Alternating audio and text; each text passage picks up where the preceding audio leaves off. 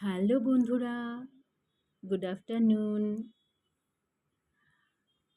আমি চলে এসেছি আবার। আমি অরুন্ধতী বা তানিয়া যাই বলো না কেন, তোমাদের সাথে ইউটিউব পেজে। আমি যে গল্পগুলো শোনাই তাতে কোনো ভিডিও থাকে না, তো তোমরা সেগুলো আরাম করে শুয়ে শুয়ে শুনতে পারো। বেশ ভালো লাগবে। একটু শুনো মন দিয়ে। আমি যে গল্পগুলো আপলোড করি একটু শুনলে দেখবে ভালো লাগবে। আজকে বলো তো আমি কি নিয়ে চলে এসেছি, কিসের গল্প বুঝতেই পারছো, রাধারানী এবং কানাইয়া। এখানে যদিও রাধারানীর বৃত্তান্তই আমি করব, কৃষ্ণ কানহাইয়ার তো তোমরা জানোই। দেখো, আমরা যদি এগুলো বিশ্বাস করি তাহলে আমাদের কাছে রাধারানী আছে, না হলে নয়। এটাই হচ্ছে আসল কথা, তাই না?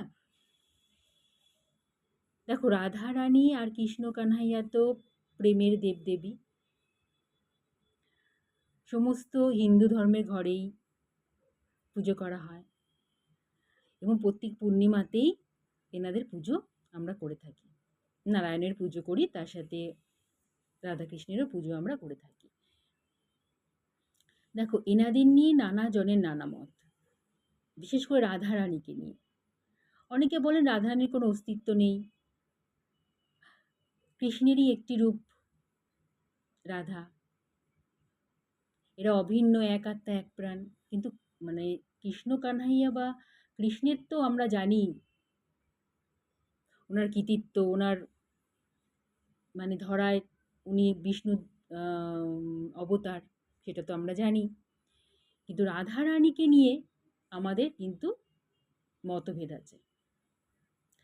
কেউ বলে রাধারানীর জন্মবৃত্তান্ত নেই, কেউ বলে ওনার কাহিনী কাল্পনিক, কেউ বলেন ওনার কোনো অস্তিত্ব নেই, কৃষ্ণই রাধা। তো চলো আজকে আমি তোমাদেরকে একটু জানাই, মানে এটা তোমরা জানো কিনা জানি না, কিন্তু আমার কাছে এটা একদম নতুনত্ব একটা জিনিস আমি পেলাম।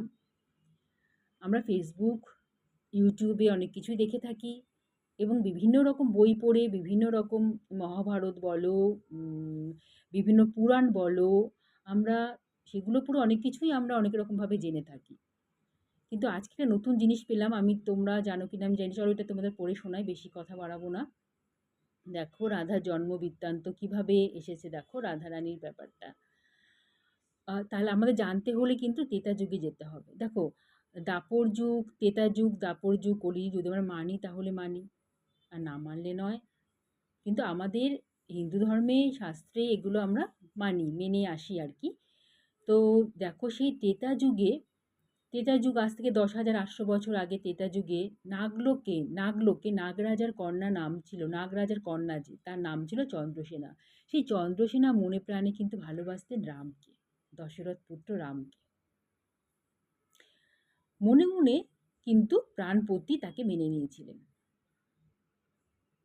স্বামী ভেবে স্বামী ভেবেই ওনাকে তিনি বসবাস করতেন, মানে ওনার মনের মধ্যে ওই চন্দ্রসেনার মনের মধ্যে রামেরই বসবাস ছিল, শ্রীরামের। এবার কি হয়েছে, অহিরাবণ এবং মহিরাবণ জানো, লঙ্কাপতির দুই ভাই। এবার দশানন রাবণ চেয়েছিলেন স্বর্গ, মর্ত্য, পাতাল তিনটে জায়গায় তার আধিপত্য বিস্তার করবেন। সেই জন্য অহিরাবণ আর মহিরাবণকে তিনি কি করলেন, পাতালে প্রতিষ্ঠিত করলেন, যে তোরা পাতালেই থাকবি, সেখানে তোরা সমস্ত পাতালপুরীর যত সাম্রাজ্য আছে সেগুলোকে জয় করে পাতালে রাক্ষস বংশ বিস্তার করবি। তো একদিন কি হলো দেখো, অহিরাবণ আর মহিরাবণ নাগলোক আক্রমণ করে বসল নিজেদের আধিপত্য বিস্তার করার জন্য। তারা নাগলোক জয় করে যখন ফিরে আসবেন, তখন অহিরাবণ সেখানে চন্দ্রসেনাকে দেখেন এবং তার রূপে মোহিত হয়ে অহিরাবণ চন্দ্রসেনাকে হরণ করে পাতালপুরীতে নিয়ে আসে। কিন্তু চন্দ্রসেনা পাতালপুরীতে রামের প্রেমের নামে মালা গলায় দিয়ে রাম নাম জপ করতে থাকে। তা দেখে ঐরাবণ বলে, হরণাকৃত নারীর প্রতি হলো হরণাকারী, অর্থাৎ আমি। কিন্তু চন্দ্রসেনা বলে, আমি আমার তন মন, আমার মানে কি আমার আমার শরীর মন সবই আমি ঈশ্বর প্রভু রামকে দিয়েছি। এমন সময় লঙ্কা থেকে রাবণের বার্তা আসে, আর অহিরাবণ ও মহিরাবণ দুই ভাই লঙ্কার উদ্দেশ্যে প্রস্থান করে। রাবণ দুই ভাইকে বলে যে সাগরের ওপারে রাম নামে এক ভিখারি বলছে তাকে, চিন্তা করো, লঙ্কায় আসার চেষ্টায় আছে, তোমরা গিয়ে তাদেরকে বধ করো।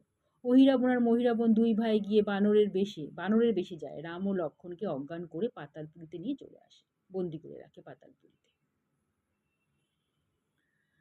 এবং পাতালপুরীতে বন্দি করে রাখলে কি হবে?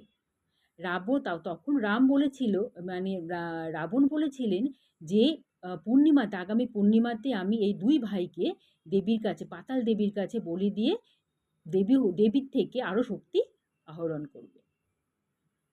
এটা ছিল তাদের উদ্দেশ্য। অন্যদিকে হনুমান ও অন্য সবাই দেখে যে প্রভুর কক্ষে প্রভু ও ভ্রাতা লক্ষ্মণ নেই, এবং কক্ষেই একটি পাতাল সুড়ঙ্গ। অতঃপর হনুমান আর দেরি না করে সেই সুড়ঙ্গ দিয়ে পাতালে প্রবেশ করে। হনুমান পাতালপুরীতে এসে দেখে এক রমণী তার দাসীকে বলছে পাতাল দেবীর মন্দিরে গিয়ে রাম ও লক্ষ্মণকে অশুদ্ধ করার জন্য, যাতে পাতালপতিরা কাল পূর্ণিমায় রাম ও লক্ষ্মণের বলি দিতে না পারে। হনুমান তখনই দাসীর পিছনে পিছনে গিয়ে প্রভু ও লক্ষ্মণকে উদ্ধার করে। জ্ঞান ফিরে রাম বলেন, অহিরাবণ ও মহিরাবণ এই দুই ভাইকে বধ ব্যতীত আমরা দুজন ভাই এই পাতালপুরী থেকে যেতে পারবো না, অসম্ভব। হেনক্ষণে দুই পাতালপতি এসে হাজির। তখন রাম যুদ্ধের আহ্বান করে। অহিরাবণ ও মহিরাবণ রাম ও লক্ষ্মণের সাথে যুদ্ধ শুরু হয়। এক পর্যায়ে রাম একে একে 5 বার দুই ভাইকে বধ করে, কিন্তু অতঃপর তারা জীবিত হয়ে যায়। হনুমান দেখে চিন্তায় পড়ে যায়, এবার কি হবে? এরা তো অমরত্ব লাভ করেছে, এদের মৃত্যুর রহস্য কি? অতঃপর হনুমান মনে পড়ল যে রানীর কথা, ওই রমণীর কথা। ততক্ষণাৎ হনুমান ওই চন্দ্রসেনার কাছে চলে গেলেন, গিয়ে বললেন যে এই দুই ভাইয়ের মৃত্যু রহস্য আপনি জানেন? তখন চন্দ্রসেনা বলে, হ্যাঁ আমি জানি, কিন্তু আমি কেন বলবো, আমার কি লাভ তাতে? বলুন আপনি কি চান? হনুমান প্রশ্ন করল।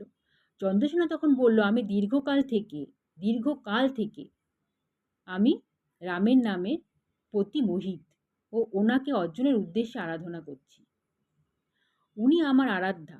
তখন হনুমান চিন্তা করলো, প্রভু তো সীতাপতি, তাহলে কি করে হবে?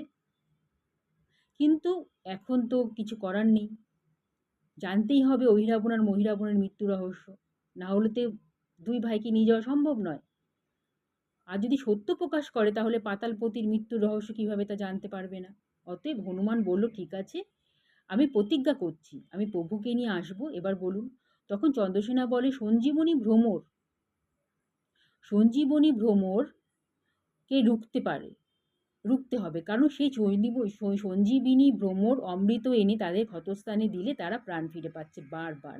ওই সঞ্জীবনী ভ্রমরকে রুখতে পারো, তাহলে ওদের মৃত্যু হবে। হনুমান বুদ্ধি করে বলল, ঠিক আছে মাতা, আমি এখন আসি।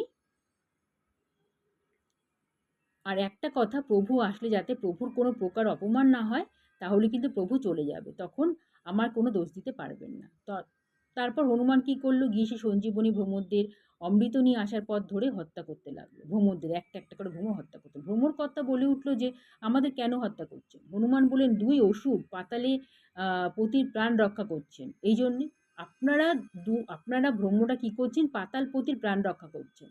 তখন ভ্রমর বলে, ঠিক আছে, আমাদের হত্যা করবেন না, আমরা আর ওদের রক্ষা করতে যাব না, এবার আমাদের প্রাণ ভিক্ষা দাও। হনুমান বলে, ঠিক আছে, কিন্তু একটা প্রতিশ্রুতি দিতে হবে। ভ্রমর বলে, কি প্রতিশ্রুতি? তোমরা চন্দ্রসেনার কক্ষে গিয়ে তার শয়ন সজ্জার কাঠ তাকে খেয়ে ভুগলা করে দিতে হবে। ভ্রমর বলেন, ঠিক আছে। এরপর অহিরাবণ ও মহিরাবণ মারা যায়। তখন রাম হনুমানকে বলে, চলো যাওয়া যাক। হনুমান বলে, না প্রভু, আপনাকে চন্দ্রসেনার কক্ষে যেতে হবে, কারণ আমি পাতালপতির মৃত্যুর রহস্য জানতে গিয়ে তাকে প্রতিশ্রুতি দিয়েছিলাম যে আপনাকে তার কক্ষে নিয়ে যাব। হনুমান রামকে বিস্তারিতভাবে সব খুলে বলে। অতঃপর রাম চন্দ্রসেনার কক্ষে যায়। রামকে দেখে চন্দ্রসেনা রামের চরণে পুষ্পাদি দিয়ে রামকে বলেন, তখন গ্রহণ করেন। রাম যখন চন্দ্রসেনার শয়নসজ্জায় বসে, তখন শয়নসজ্জা ভেঙে পড়ে। ততক্ষণাৎ রাম ক্রোধিত হয়ে ওঠে। অতঃপর চন্দ্রসেনা রামের পায়ে ধরে কান্নায় ভেঙে পড়ে আর বলতে থাকে, আমি আমার এই অশুচি দেহ আমার আরাধ্যাকে সমর্পণ করতে যাচ্ছিলাম, আমার আরাধনা সব বৃথা। রাম তখন চন্দ্রসেনাকে তুলে বলে, দেবী, আমি তোমার প্রেম ভক্তিতে প্রসন্ন। আমার কোনো ভক্তের আরাধনা বৃথা যায় না। কিন্তু এই জন্মে আমি তোমার ভক্তির প্রতিদান দিতে পারবো না, কারণ আমি সতীপতি, আমি তো সীতার স্বামী। কিন্তু আমি তোমাকে প্রতিশ্রুতি দিচ্ছি, আমি দাপর যুগের লীলায় কৃষ্ণ হয়ে জন্ম নেব, আর তুমি রাধা নামে জন্ম নেবে। আর সেই জন্মে আমি তোমার প্রেম ভক্তি আরাধনার প্রতিদান দেব। আর তোমার তোমার আর আমার সেই যুগলবন্দিকে মানবজাতি রাধাকৃষ্ণ যুগল বলে আখ্যায়িত করবে, যা পৃথিবীর অন্তিমকাল পর্যন্ত অমর হয়ে থাকবে। এইটাই হচ্ছে রাধারানীর দাপর যুগে জন্ম, যা আগের জন্মে ছিল চন্দ্রসেনা। পড়ে তোমাদেরকে বোঝালাম। এইটাই।